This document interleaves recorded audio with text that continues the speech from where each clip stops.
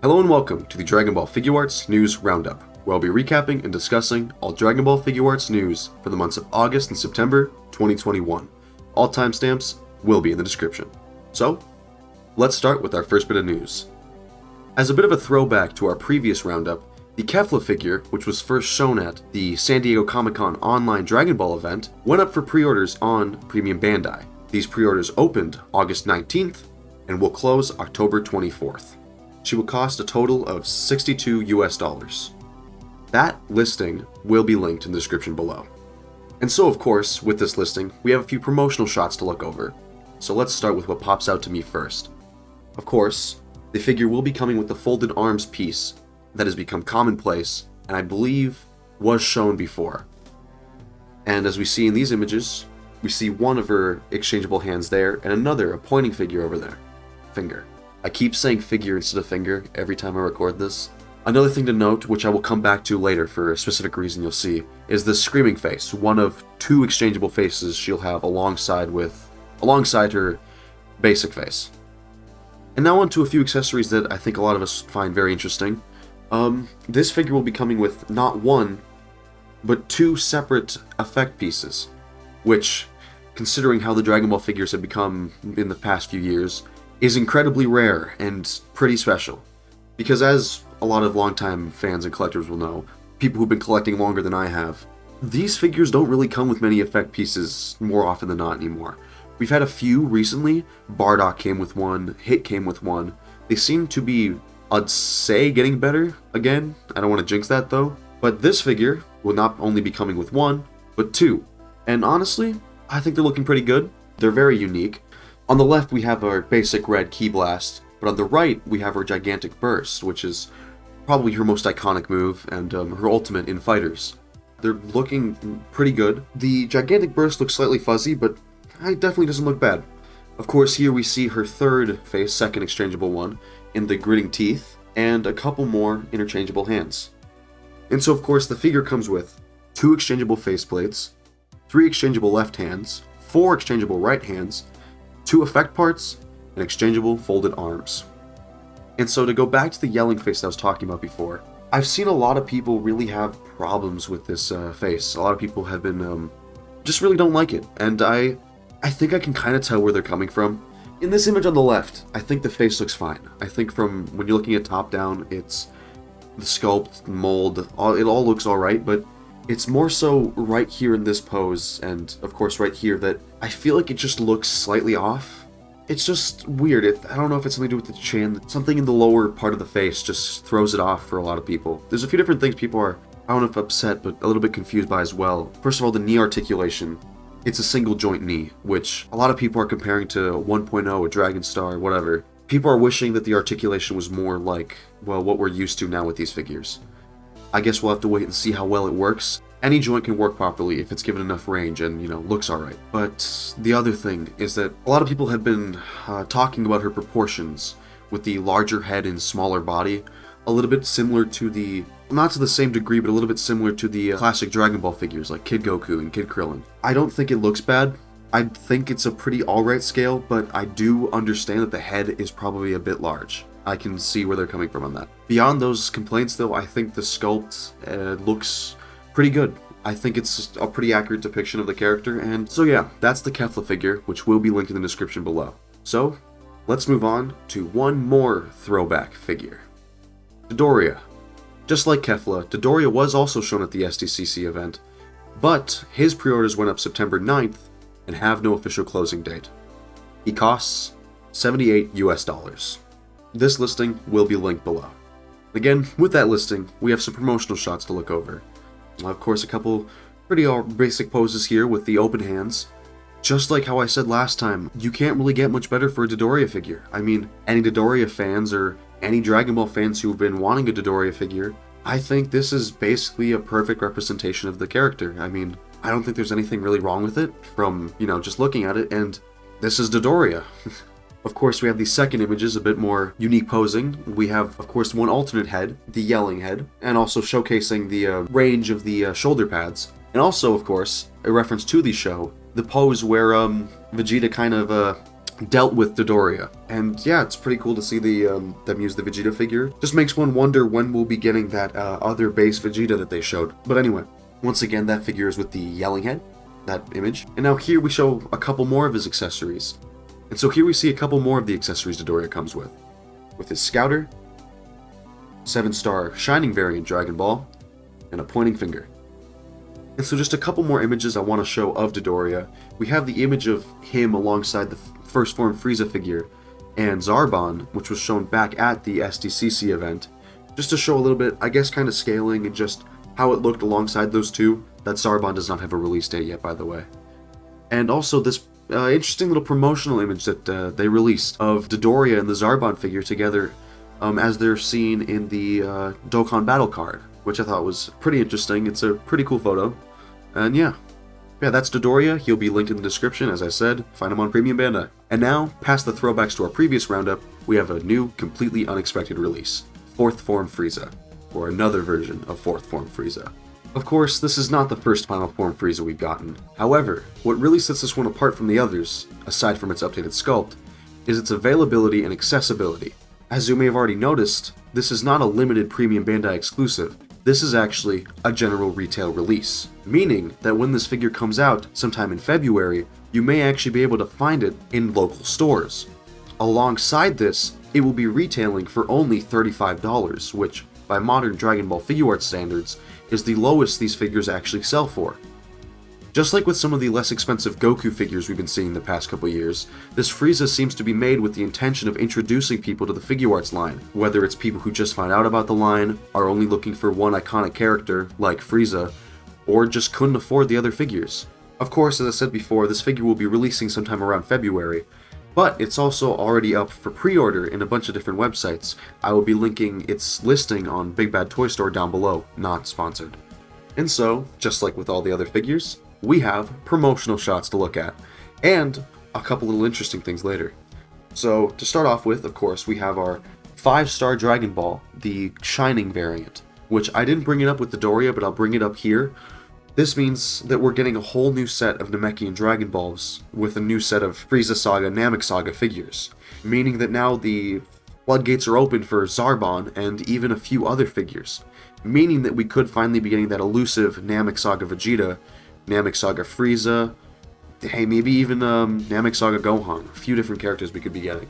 And so, as we see here, Frieza comes with one exchangeable extended finger hand and a different pointing finger hand, alongside with his gritting teeth face. Of course, moving ahead, of course, Frieza also comes with his open palm hand, and, just like all the other 4th Form Frieza releases, open feet to simulate flight.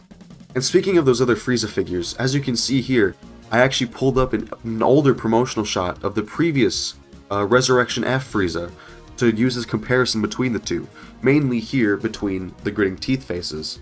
As you can see, one important thing to note between these two figures is that while the original Frieza, both the Resurrection F version and the original from a few years before that, while they both came with their effect pieces, our new Frieza release does not. And of course, between these two pictures, you can possibly notice some of the little detail differences in how they were sculpted, but especially notice the difference in paint, as the newer Frieza comes off with a bit more of a blue tint and shading, while the old Frieza was much more of a complete white. And now, to bring an even older Frieza release, the very first release, we can see here quite large differences between the two figures in sculpting, in paint, overall design, and once again, that lack of an effect part. I'd say the two heads with the biggest differences, aside from the couple that we lost between the figures, are these two yelling heads, which seem to give off, well, almost completely different vibes. And so, to use this last lot of comparisons to wrap up the differences between these three Frieza releases, the original figure's one-eyed closed face, rock stand, and specific feet for said stand will not be returning in this new release. Of course, that combination of parts was all used to create the iconic image of him in the Frieza saga after he survived Goku's Spirit Bomb. Those did not originally appear in the re-release they made of that figure for Resurrection F, as that was instead based off of the Dragon Ball Super version of the character, and it seemed that this figure, this new Frieza release, will also be following suit, as, just like the re-release of the original Frieza figure, it will be coming with the same two alternate head designs, as well as the angel ring part that we see here. Of course, it will also be coming with interchangeable tail part, Dragon Ball we saw before, and of course all the alternate arm pieces and everything like that. The folded arm piece we see right here. And I wanted to show this one last really cool promotional shot they released of the new Frieza figure alongside the Saiyan Raised on Earth Goku, which, as I talked about before, are two of these now less expensive Dragon Ball figures, which are way more accessible to way more fans. And one other thing to note from this image, as we can see, the actual shoulder joints are colored purple, which I believe...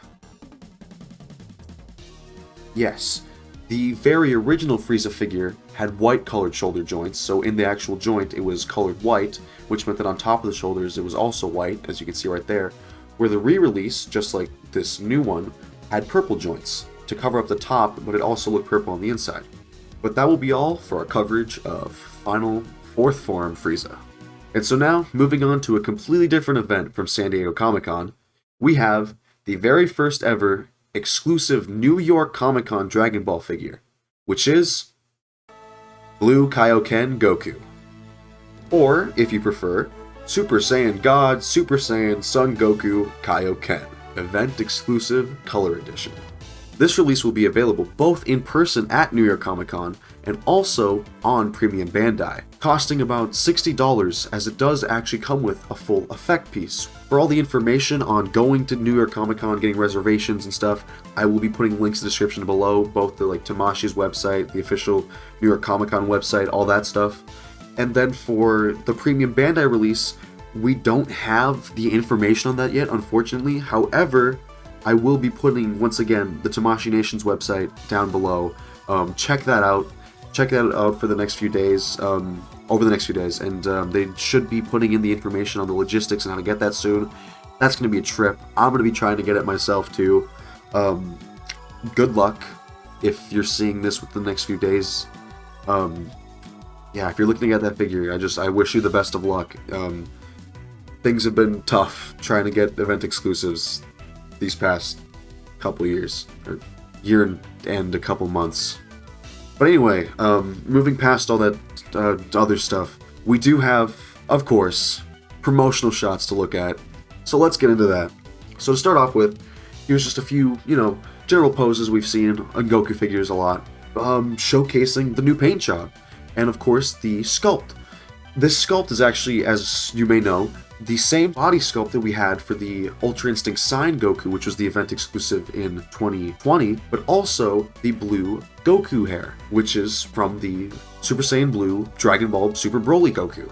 Honestly, the paint job looks really nice. But yeah, so we see some of the exchangeable hands, exchangeable faces and everything. Moving right ahead, with the effect piece I talked about earlier, it's actually the Dragon Ball Figuarts charging effects we've seen. However, as we can see here, instead of just being the usual, blue or red, we actually get a completely unique coloration with the inside coloration of blue and the outer red.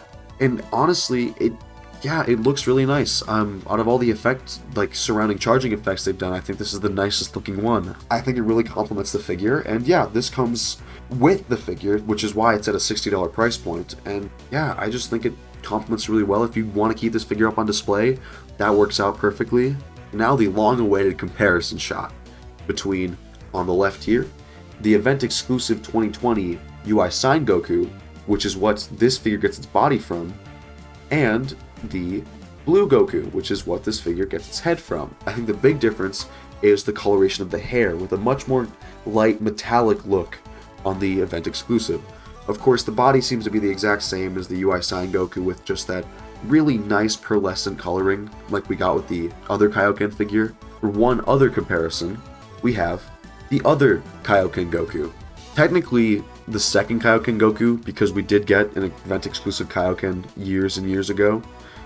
But, yeah, this is not only a comparison between the other Kaioken to show you the difference in paint and sculpt and everything, but also between the effect pieces. And while the other, red effect piece, which didn't come with the other Kaioken figure, but you could buy separately, while that one looks really nice, I kind of prefer this new blue one. It's just a really cool combination of colors, and it just fits really well.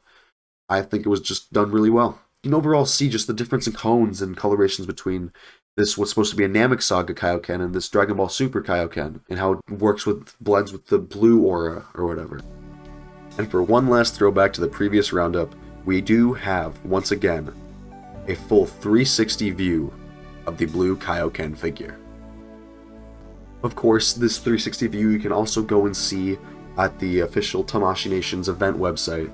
But yeah, just to get a good look around the figure, just to help you see and notice more of the detailing and sculpt and paint and everything. And yeah, it just kind of reaffirms this is a really nice looking figure. It's very shiny, which as Kaioken and especially Super Saiyan Blue in this state, it really should be. And yeah, it just, I think, works really well overall. It's great representation of the form and the time point in the series. And yeah, the one thing that, of course, a lot of people have talked about and stuff is, and I think everyone's a little bit curious about, is whether we'll be getting this body sculpt outside of an event-exclusive figure anytime soon. Just the blue shirt sculpt has been incredibly highly requested across the board for many Dragon Ball fans and Figuarts fans for a long time, and to see it get used twice for an event-exclusive but nothing else, it left a lot of people wondering. Maybe we'll get a different release with a slightly different sculpt or whatever, but a lot of people really want a general release of the blue shirt, and I don't blame them. Ooh, one last thing that I forgot to bring up. We do have the box. So here's the box of the figure. As you can see, we do have seemingly all the original blue faces, which I think includes the smirking face, which I actually didn't know if it had, and I'm kind of surprised it does, because I didn't think that a Kaioken figure would have a face like that. But, you know, they want to include all the original faces, so that's just better for, you know, having more an all-around display. But yeah, there's an official unboxing of the figure, an Instagram page that I'll link in the description. But yeah, that'll be all for the Kaioken Goku figure. And so to wrap up our Dragon Ball news roundup for August and September 2021, I thought I should mention the official Tamashii Nations pop-up shop in Santa Monica, which was the first ever pop-up shop for Tamashii Nations, which ran from, as you see here, July 16th through September 26th. It closed, of course, on September 26th the other day. But yeah, it was pretty interesting. I saw that some people went there, and you were actually able to buy some of the event-exclusive Dragon Ball figures there from this year and all that stuff. But yeah, it's closed now, so if you missed it, I'm sorry. And so, this has been the Dragon Ball Figuarts News Roundup. I hope you found it informational. I hope you enjoyed. I hope you have a good day, good night, good week, good anything. And I guess I'll see you back with another one of these roundups in 2 months. I think I'll try and keep a semi-monthly schedule with these. But yeah, if you want, check out the other videos I got on the channel. Just check out the channel if you feel so inclined. And yeah, I'll catch y'all later. Peace.